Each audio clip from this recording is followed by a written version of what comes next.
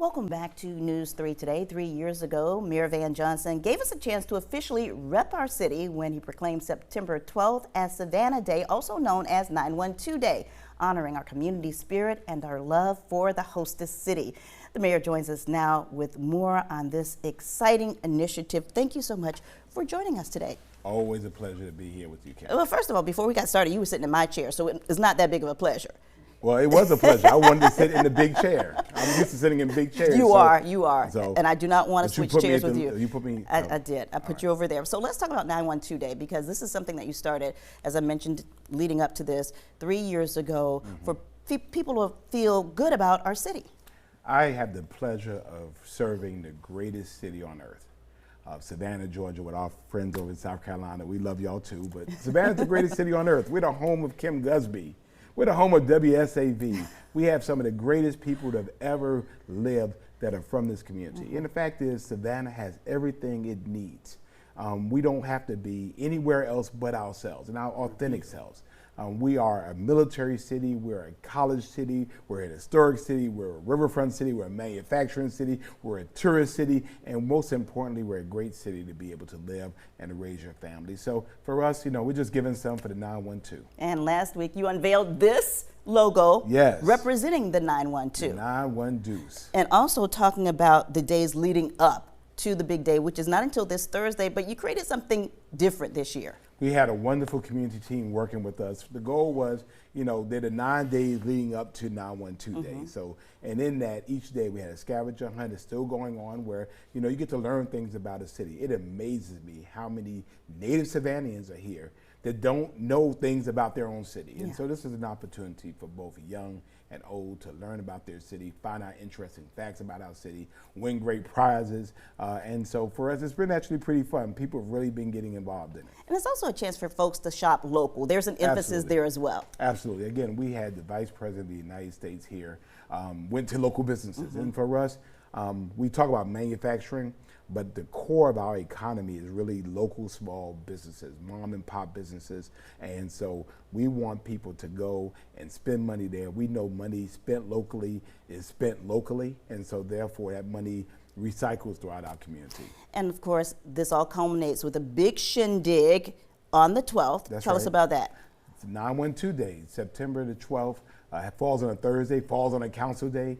But again, a bunch of activities. We want people to show pictures, selfies, social media, and then we'll end it at the end of the day with an event that we'll be pushing out Thursday, 5 to 7 at the Keyhole Ironworks at Trustees Garden. And that's at 660 East Broughton Street. He's reading the sign there.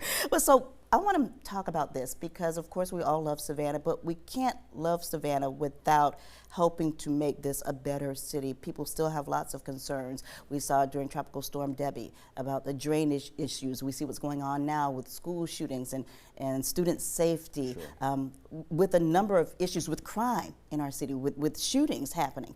How do you address that? Well, you pray every day, first of all. I mean, seriously. But the reality is this, is that for issues of drainage, the city has continuously, while keeping taxes low as it's been in 35 years, still putting money to drainage. Savannah's low land. It's been low land since Oglethorpe got here.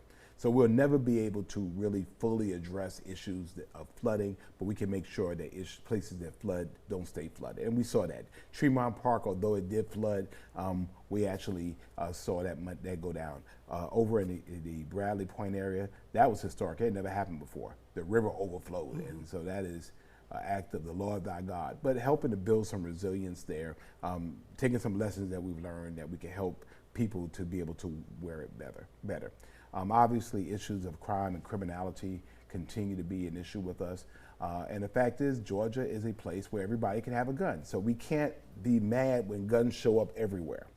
But to that end, there is a personal responsibility aspect. There is accountability aspect. There's a mental health aspect. And for me, I want to make sure that people who pull triggers in my city go to jail for a very long time. So they have to be prosecuted, aggressively prosecuted, and no excuses. We have to make sure there's a very clear consequence when people decide to pull that trigger. All right, now we're going to flip the script. go all the way around. Why we're you going gonna keep to flipping leave the script on me? because we're going to leave that issue. But we're you, going to talk get about me on a something roll else. and then you change the script on Well, me. we only have a few minutes left, but we do want to talk about this, and that is September is National Prostate Cancer Awareness Yes. Month, and I want to present a flashback of 2 years ago to you addressing this during during a news conference. I'm sorry. On August the 3rd, 2020, on my way from home to City Hall, I received the call and heard the words that no one wants to hear. You have cancer. Now, this was 2 years ago, which was 2 years after your diagnosis. You're sitting here now, cancer-free. What would you tell other men who are out there watching this interview? Still here and grateful for it. Health is the most important asset you have, and you can't buy health. And so it's very important for people to tell the men in their lives, be little girls telling their daddies, wives telling their husbands. Hopefully you had that talk with Marcus. You know, have a doctor, have a relationship with a primary care, get the checkups, get the requisite tests every year. I found out just during a regular routine test. And because of that, and because it was found very early, I had a whole plethora of options available for me. I took an option that worked best for me, and I'm still here. I was trying to live, and so I went through the test to have a testimony, and so I want other men to have that same testimony, have that same opportunity. And here's the thing, we only have about 30 seconds left, but you didn't Why are you check. rushing me again? You didn't check any of the boxes, though. No. And that's the thing. No, I didn't check any of the boxes. I was a totally atypical person, except for, and I did not know that I had two members of my family, my grandfather, my maternal grandfather, a maternal uncle that had prostate cancer. And I mean, that was the only thing, and I didn't know because, you know, you don't ask questions about your family's health. But I found out, I got it treated. Other people can get it treated too. Don't wait till the last minute, because prostate cancer is 100% treatable and curable if you catch it early enough. Yeah, early detection is key. Thank you so much, Mayor Johnson, for joining us today.